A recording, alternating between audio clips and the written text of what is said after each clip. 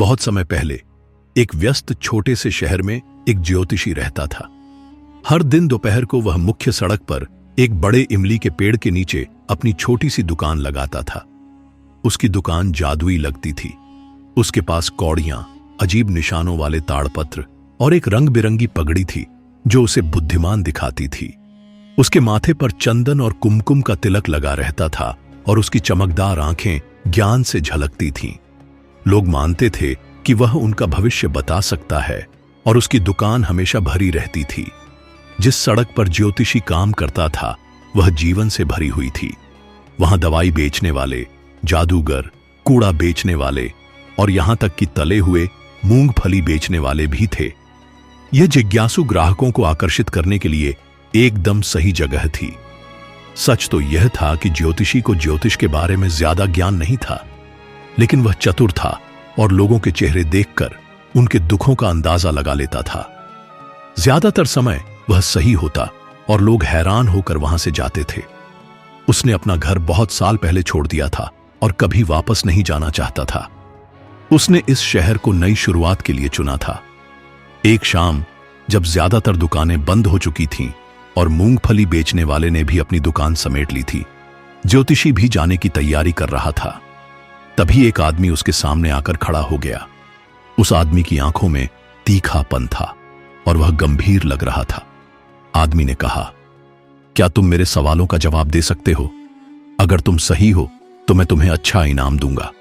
अगर तुम गलत हुए तो तुम्हें मुझे चुकाना पड़ेगा। ज्योतिषी झिझका, लेकिन आदमी ने जोर दिया। घबराते हुए ज्योतिषी ने हामी भर दी।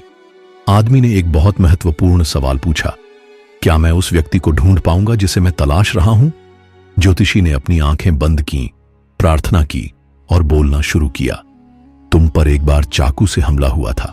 घाव गहरा था और तुम्हें मरा हुआ समझकर छोड़ दिया गया था, लेकिन एक दयालु अजनबी ने तुम्हारी जान बचाई थी। आदमी चौंक गया। हां, यह सच है। मैं उसी आदमी को ढूंढ रहा हूं जिसने मुझ पर हमला किया था। मैं उससे बदला लेना चाहता हूं। मुझे बताओ कि वह कहां है? ज्योतिषी ने शांत होकर जवाब दिया, जिस आदमी को तुम ढूंढ रहे हो वह अब इस दुनिया में नहीं है। 4 महीने पहले एक दूर के शहर में एक ट्रक के नीचे कुचले जाने से उसकी मौत हो गई। तुम्हें अपनी खोज बंद करनी चाहिए और अपने घर लौट जाना चाहिए। अगर तुम आगे सफर करोगे तो तुम्हें बड़ी मुसीबतों का सामना करना पड़ेगा।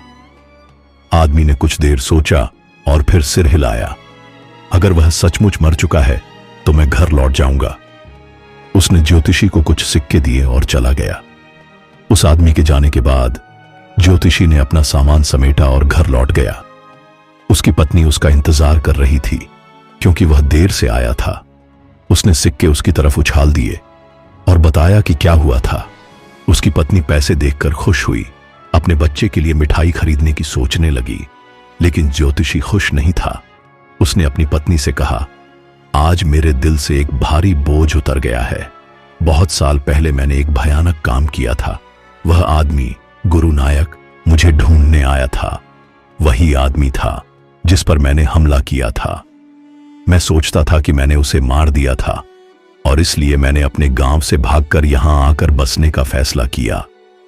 आज मैंने उसे अपनी सुरक्षा के लिए झूठ बोला, लेकिन अब मैं आखिरकार डर में जीना बंद कर सकता हूं। यह कहानी बहुत ही सुंदर तरीके से बताती है कि जीवन में सुलह और समझौता क्यों जरूरी है। जब हम अपने अतीत के गलतियों और बोझ को साथ लेकर चलते हैं तो वह हमें मानसिक और भावनात्मक रूप से परेशान कर देता है।